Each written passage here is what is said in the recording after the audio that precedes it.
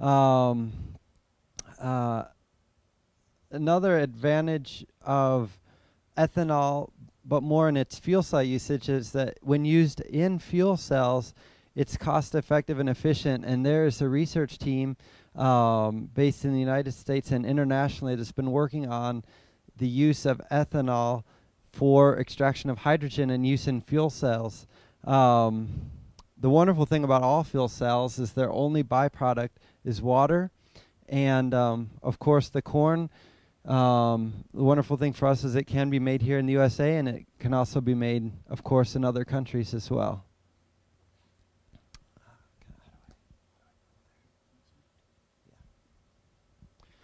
The biggest disadvantage of fuel cells right now, and probably the reason why most of us aren't driving around in cars with fuel cells, is storage capacity. Pure hydrogen occupies 3,000 times the space of traditional gasoline. Well, we'd all be either driving gigantic cars, or they're going to have to come up with some new technology to store the hydrogen in a compact area, as well as utilize that tightly compressed or stored hydrogen to make it possible. One of the problems I've run into is that, of course, being hydrogen, it is somewhat unstable when condensed, and so it is going to be somewhat challenging to find a way to utilize it as the fuel for the future. Another dilemma that we face is there's no hydrogen fuel station infrastructure right now. In other words, even if you had a car that would run on hydrogen by utilizing a fuel cell, where would you get gas?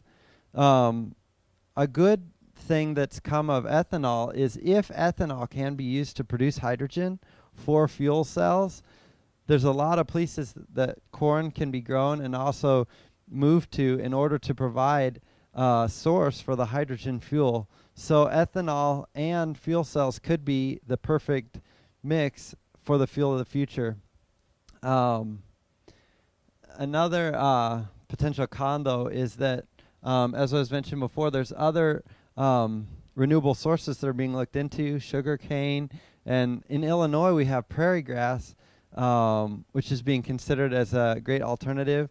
One of the nice things about prairie grass and some of the other grasses that could potentially be used to produce hydrogen for fuel cells is it puts nitrates into the ground, which is good for the earth. So those are some of the pros and cons. Thank you, Brent. I'm Paul Wikoff. I'm going to tell you a little about the issues with ethanol and the different sides involved. For the fuel consumer, which is most people that drive and need transportation, is right now the gas prices have gotten fairly high and are likely to go higher this summer and for the future. It's very unlikely that we will return to $1.50 gasoline. And so the economic incentive is there to start finding these alternative fuels. Another aspect involved with the fuel consumer with ethanol is the concern of lower fuel economy. Ethanol has a lower amount of energy per unit than gasoline has, so the consumer needs to know that that is going to occur, and also realize that the price of ethanol is usually lower than the price of gasoline, and there are also tax incentives, tax rebates that can be used to offset that. Also, most cars can run on the E10 blend, so they would still be using 90% gasoline, but the 6 million flex fuel vehicles, like my wife and I have, can run on 85% ethanol, greatly reducing the amount of petroleum that's used and the pollution levels. Another side is the farmers and agribusinesses and the ethanol biorefineries. By using any kind of crop for making ethanol, because many crops can be used to make ethanol, and at some point we will hopefully switch over from corn into, well, in addition to corn, probably into the prairie grasses and miscanthus. It supports the prices that farmers receive for their crops. When farmers get paid more for their crops, there's more money in the local economy, and it boosts the local economy. Also, these biorefineries provide jobs, and each job that's needed at the biorefinery needs people supporting it with their jobs in the service community. What it'll also do is Grain prices are worldwide, so if the grain price goes up in America, it also goes up across the world. So the impoverished nations and their farmers will benefit from higher grain prices. Another side to the ethanol issue is the oil industry. Basically, ethanol is a direct competitor to petroleum. So it is up to these companies if they want to join in and be part of the migration towards biofuels, which would be similar to what we've seen with other technologies. You start out with one technology and work your way into another technology, and you become a different business with the same name. Some oil companies are doing this. BP has recently joined with DuPont to spend $500 million at UC Berkeley and the University of Illinois to do research on ethanol and biofuels. And Marathon is joining with the Andersons Grain Company to build ethanol biorefineries. I believe there are some others also that are starting to get on board with that. And they're a great, obviously making hundreds of billions of dollars, they're a great source of research dollars to make this happen. Another side is the fuel stations. Right now, fuel stations actually make very, very little money, and many of them lose money selling gasoline because it's the oil companies that are receiving, and the refineries that are receiving the $2.85 that you're spending on gasoline. And the fuel stations mostly make their money by selling soda and popcorn and chips and that kind of stuff.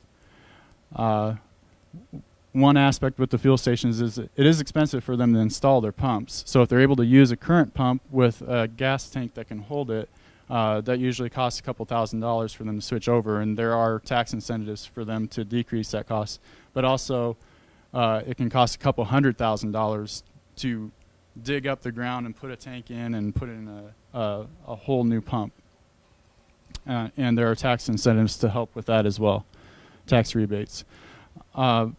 The environmentalist side of the ethanol issue, there are positives and concerns about the ethanol issue. Many of the positives have to do with the decreased use of petroleum, the decreased carbon dioxide in the air because it's a cyclical nature, it just keeps on going through the crops, and the decreased smog, which helps with people's health. Many people die every year just from smog. One of their fears is that if we pour too much into biofuels, too much interest and too much money into it, well, we won't be interested in spend money on other things such as increasing fuel economy of vehicles. So there are a number of environmentalists that are actually against ethanol, mostly because they want to support their own different type of technology. And then the other side would be the United States soldiers. Just about everybody, even people in the petroleum industry, have family members that are over fighting in the Middle East. And most people would agree that although they may have all kinds of reasons to be fighting over there, the government really needs the constant flow of petroleum coming here. So the less dependent we are on foreign oil, the less costly it is to provide the military over there. And how do you fix the costs to all the lost lives of the soldiers? Present and future, this will wrap up our presentation. Right now there is a rapid expansion in the biofuels industry, especially ethanol. Last year there was 3 billion gallons produced. Right now we can produce 5 billion gallons with all the ethanol refineries coming online. And a year and a half from now they'll be able to do 8 to 12 billion gallons of ethanol. So it's very quickly growing. But still that's only about 10% of our gasoline fuel supply that we would replace with ethanol.